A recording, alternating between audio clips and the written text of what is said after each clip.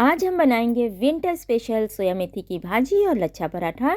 तो इसके लिए हमने आटा ले लिया है। आटे में थोड़ा सा नमक और 1 चम्मच अजवाइन डाल देंगे। इससे क्या होगा, आटा थोड़ा नमकीन हो जाएगा और अजवाइन पेट के लिए भी अच्छा होता है और सर्दियों में बॉडी को हमारे गर्म भी रखता है। तो हमने आटा लगा कर रख दिया है।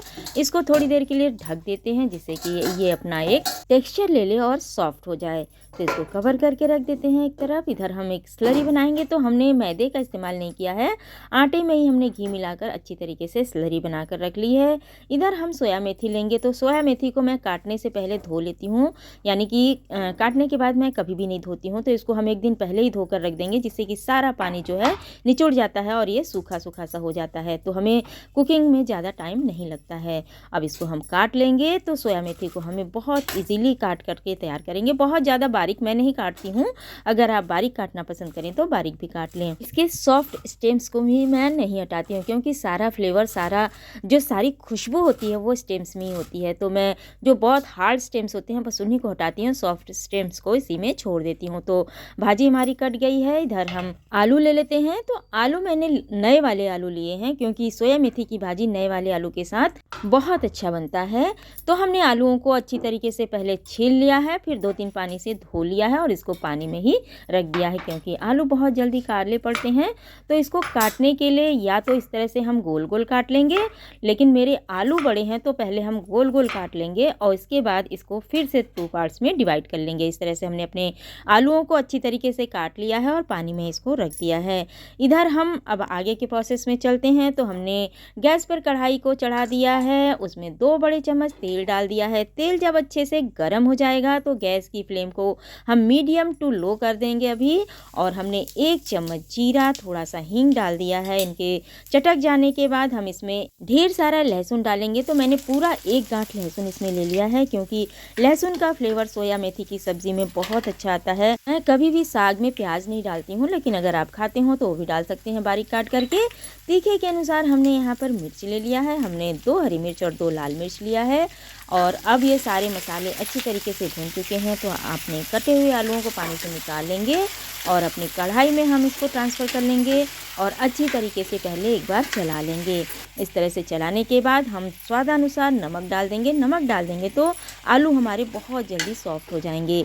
तो अभी हमें मेथी नहीं डालना है, पहले हमें आलूओं को कुक कर लेना है, क्योंकि आलू को कुक होने में ज़्यादा टाइम लगता है। मेथी हमारा इजीली कुक हो जाता है। तो हम इसको कवर कर देंगे थोड़ी देर के लिए और इस तरह से बीच बीच में कवर कर देंगे और चलाते हुए हम इसको अच्छी तरीके से पका लेंगे। और हमें बीच बीच में चेक भी करते रहना है कि आलू हमारे सॉफ्ट हुए हैं कि नहीं। जब तक हमारे आलू सॉफ्ट नहीं होते हैं तब तक हमको इसको कवर करके पकाते रहना है और बीच बीच में चेक करते रहना है। तो ताज़ी हरी मेथी जो होती है वो गुणों का खजाना होती है। ये जोड़ों के दर्द के लिए बहुत अच्छा होता है और ब्लड शुगर के लिए भी बहुत ज़्यादा फ़ायदेमंद होता है।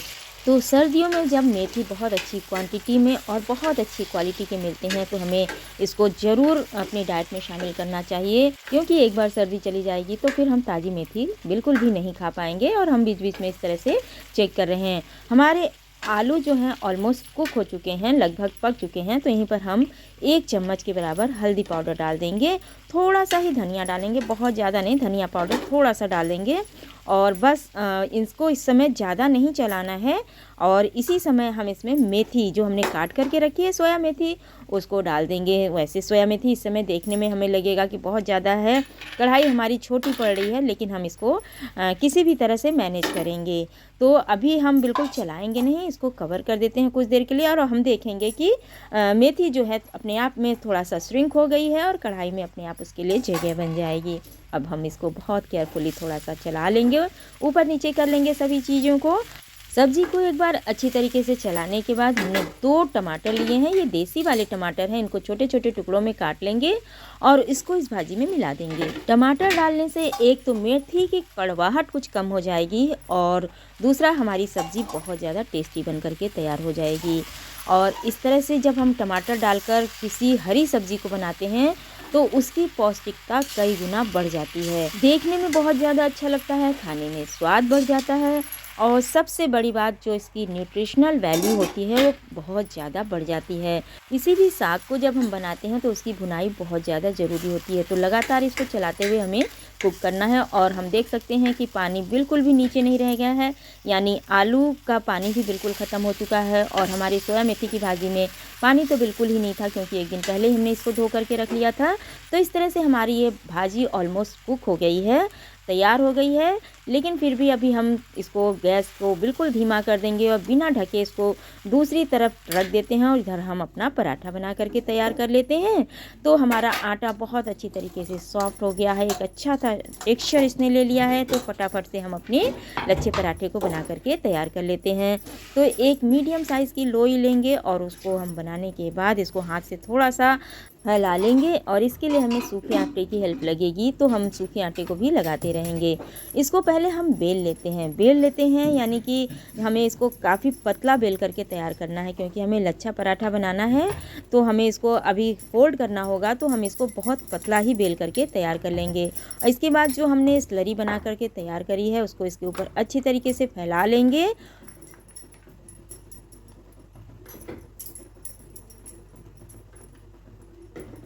ये स्लरी बहुत अच्छी क्वांटिटी में और अच्छी तरीके से हम जब लगाकर फैला लेंगे, और इसके ऊपर थोड़ा सा सूखा आटा इस तरह से छिड़क लेंगे। और इसको फोल्ड करने का तरीका ये है कि जैसा कि आप देख रहे हैं, बस इस तरह से इसको फोल्ड कर लें, और थोड़ा सा इसको नीचे से इस तरह से उसके लास्ट वाले पोर्शन को दबाते हुए हल्के हाथों से हम प्रेस कर देंगे, और सूखा आटा लगाकर बहुत धीरे हाथ से हमें इसको फैला लेना है। तो बहुत ज़्यादा बड़ा हम नहीं फैलाएंगे, क्योंकि हमें इसके लच्छे भी दिखने चाहिए, इस तरह से तैयार करना है। तो बहुत ज़्यादा बड़ा नहीं तैयार करेंगे, और इस तरह से हम अपने पराठे को बेल करके तैयार कर लेते हैं। गरम तवे पर हमें इसको दोनों तरफ उलटते पलटते अच्छी तरीके से तेल, घी, बटर जिसमें भी पसंद करें उसमें इसको अच्छी तरीके से दोनों तरफ से लगाकर सेंक लें। वैसे तो ये जो पराठे वगैरह होते हैं, अगर शुद्ध सरसों का तेल है तो उससे बेटर कुछ नहीं है, लेकिन पसंद अपनी अपनी होती है। तो या तो देसी घी में सेक लें, या अगर बटर पसंद करते हैं तो बटर लगाकर भी इसको सेक लें। इस तरह से जब ये पराठा बना करके तैयार करते हैं और गर्मा गर्म इस मेथी भाजी के साथ एंजॉय करते हैं, तो हम जहाँ एक पराठा खाना होता है वहाँ 2 या 3 पराठे खा लेते हैं। और लच्छा पराठा होता है तो बच्चे भी इसको एंजॉय करते हैं, यानी जो बच्चे हरी सब्जी से दूर भागते हैं वो भी सोया मेथी की इस भाजी को बहुत मन से खाते हैं। तो ये लच्छा पराठा है, यानी थोड़ी सी मोटी इसकी परत हो जाती है, तो इसको दोनों तरफ से दबा दबा कर सेकना बहुत ज़्यादा ज़रूरी होता है। और इस तरह से हमारा ये बहुत ही क्रिस्पी पराठा बन करके तैयार हो गया है। इसी तरह से हम अपने दूसरे पराठे भी बना करके तैयार कर लेते हैं। मेथी शब्द सुनते ही कड़वेपन का एहसास होता है, लेकिन एक बार इस तरह से मेथी की भाजी को बना कर देखें, ये बहुत ज़्यादा टेस्टी होती है।